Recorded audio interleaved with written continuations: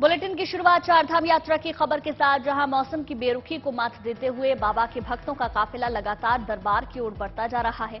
केदारनाथ में मौसम के बदलते रवैये ने यहां यात्रा में थोड़ी दिक्कतें जरूर पैदा की हैं, लेकिन इसका कोई भी असर भक्तों के उत्साह पर नहीं पड़ रहा।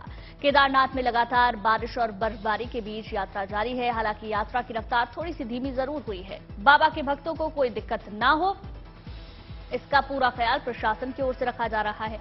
मौसम विभाग भी समय समय पर पूर्वानुमान के जरिए यात्रियों को अपडेट कर रहा है, जिससे कि वो पूरी सहूलियत के साथ अपनी यात्रा को पूरा कर सके।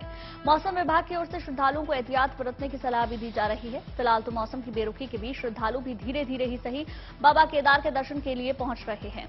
उम्मीद है कि जल्द मौसम भी मेहरबान होगा और भक्तों की कदमताल तेज होगी और वे जल्द से जल्द बाबा के दर्शन कर पाएंगे।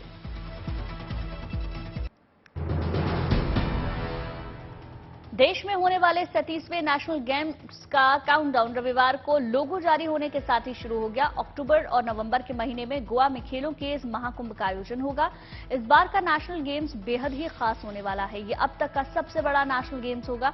इस बार 40 से ज्यादा खेलों को मंजूरी मिलने की संभावना है। इससे पहले पिछले साल गुजरात में आयोजित 36वें नेशनल गेम्स में 36 खेलों को शामिल किया गया था। गोवा के डॉक्टर श्यामा प्रसाद मुखर्जी स्टेडियम में रंगारंग कार्यक्रम के बीच मुख्यमंत्री प्रमोद सावंत ने तीर चलाकर पर्दा गिराया और लोगों के अनावरण के साथ ही भारत के घरेलू ओलंपिक खेलों यानी कि राष्ट्रीय खेलों का काउंटडाउन शुरू हो गया है। कार्यक्रम में गोवा के मुख्यमंत्री प्रमोद सावंत के साथ केंद्रीय खेल राज्य मंत्री निशीथ प्रामाणिक, केंद्रीय मंत्री श्रीपद नायक के अलावा कई गणमान्य नेता और अधिकारी मौजूद रहे।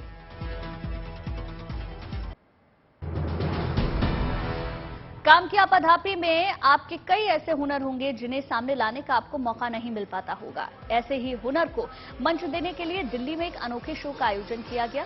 इस शो में रैंप वॉक किया गया। ये वे लोग हैं जिन्होंने अपने क्षेत्र में एक गहरी छाप छोड़ी है और आज इस रैंप के जरिए अपना अलग ही टैलेंट पेश कर रहे हैं।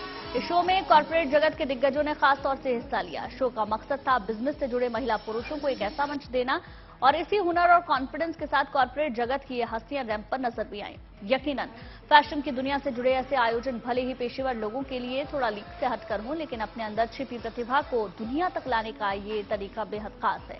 मिस और मिस्टर प्राइड 2023 के नाम से हुए इस शो में हिस्सा लेने वाले कंटेस्टेंट्स अपने हुनर से साबित कर देना चाहते थे कि अगर उन्हें मौका मिले तो बिजनेस से इतर फैशन की दुनिया में भी वो अपनी कामयाबी के झंडे गाड़ सकते हैं। और इन्हीं के माध्यम द्वारा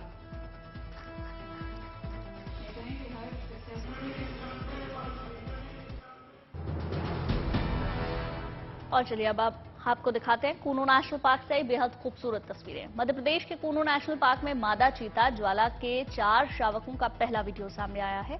इस वीडियो को कूनो वन अधिकारियों ने मदर्स डे के मौके पर शेयर किया। नामीबिया से आए चीतों की ये पहली भारत में पैदा हुई नस्ल है। अपनी मां के साथ अटखेलियां खेलते बच्चे बेहद खुश नजर आ रहे हैं। वहीं मां ज्वाला भी बच्चों से दुलार करते हुए दिखी। पिछले साल 17 सितंबर को पीएम नरेंद्र मोदी ने अपने जन्मदिन के अवसर पर नामीबिया से आए 8 चीतों को कूनो में छोड़ा था। इन शावकों की मां ज्वाला उन्हीं चीतों में से एक है। शावक चीतों को स्वस्थ देखकर जहां एक और वन्य जीव प्रेमियों में खुशी है, वहीं भारत की जमीन पर दोबारा चीतों का कुनबा बढ़ना प्रकृति के लिहाज से भी एक शानदार खबर है। उम्मीद है कि ये शावक इसी तरह स्वस्थ रहेंगे और नामीबिया से चीतों को लाने का मकसद भी कामयाब होगा।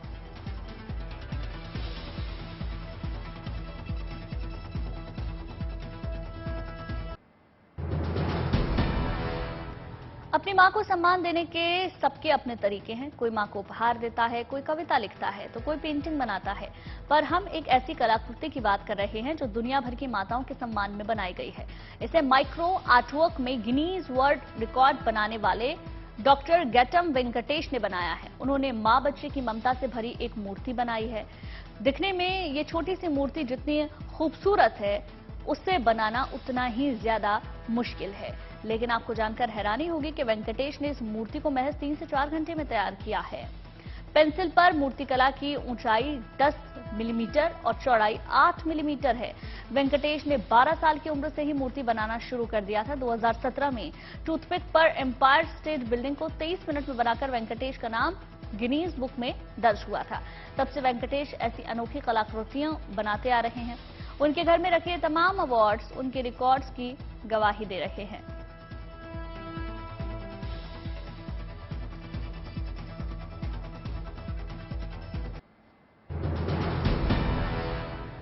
चिलचिलाती गर्मी और शुष्क माहौल में आपको अगर सुकून देने वाला नजारा देखने को मिल जाए तो इससे अच्छा क्या ही होगा। ऐसे बेजुबानों के लिए पुणे की संस्था कर्मा फाउंडेशन ने रॉयल कैनाइन के साथ मिलकर एक शानदार अभियान की शुरुआत की है। संस्था ने जानवरों के लिए पानी से भरे 1000 कटोरे सड़कों के किनारे और सार्वजनिक जगहों पर रखने का फैसला किया है, ताकि गर्मी में बेजुबान अपनी प्यास बुझा सकें। संस्था के लोगों से गुजारिश है कि वो बेजुबानों के लिए अपने घर और ऑफिस के साथ सार्वजनिक जगहों पर सड़कों पर पानी का कटोरा जरूर रखें और वाटर बाउल चैलेंज 2023 में शामिल हों। इस अभियान में लोगों को शामिल करने और उन्हें प्रोत्साहित करने के लिए फाउंडेशन ने मुफ्त में पानी के कटोरे भी बांटे हैं। संस्था की ये कोशिश रंग भी ला रही है और लोग अब इस नेक कदम में अपना योगदान दे रहे हैं।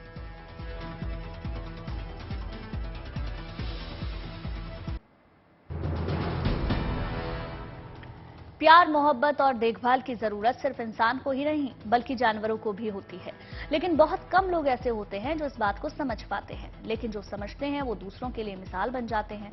मुंबई में रहने वाली 22 साल की सिमरन ऐसे ही हमदर्द लोगों में से एक हैं जो कम उम्र से ही जानवरों की खिदमत कर रही हैं, उन्हें सहारा दे रही हैं और इनकी इस आदत की बदौलत अब इनके घर में 100 से ज्यादा डॉग्स, कैट्स के साथ दूसरे जीवों का बसेरा बन चुका है।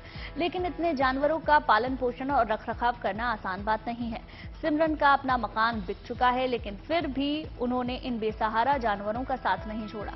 उनके पास जितना पैसा बचा था उससे उन्होंने एक छोटा सा घर बनवाया, लेकिन जेब तंग होने की वजह से वो घर भी पूरा नहीं बन पाया।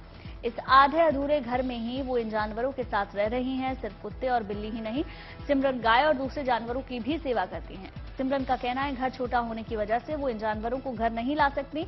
अपने इस नेक काम के लिए सिमरन को पड़ोस के लोगों की भी नाराजगी का सामना करना पड़ता है।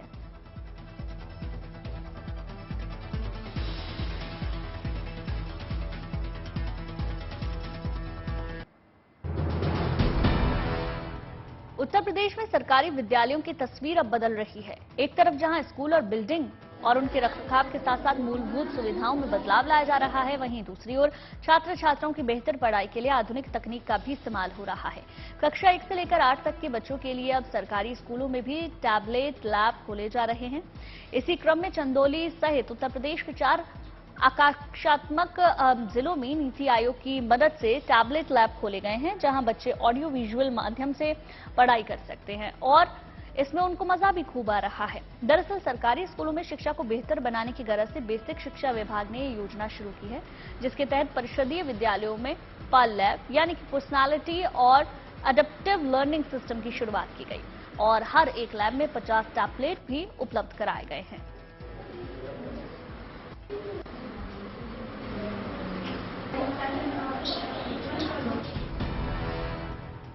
ये तस्वीरें पुरी के समुद्री तट की हैं। भुवनेश्वर में G20 कल्चरल वर्किंग ग्रुप की दूसरी बैठक का आगाज हो चुका है। इस खास मौके के लिए पद्मश्री पुरस्कार विजेता सुदर्शन पटनायक ने पुरी बीच पर एक सैंड आर्ट बनाई। इसका थीम कल्चर यूनाइट्स ऑल यानी कि संस्कृति सभी को एक सूत्र में जोड़ती है, ये रखा गया है। G20 के लिए भारत का ये एक अभियान है और इसका मकसद ये मैसेज देना है कि हम सांस्कृतिक आदान प्रदान और समझ को अपनाकर सीमाओं के पार जा सकते हैं।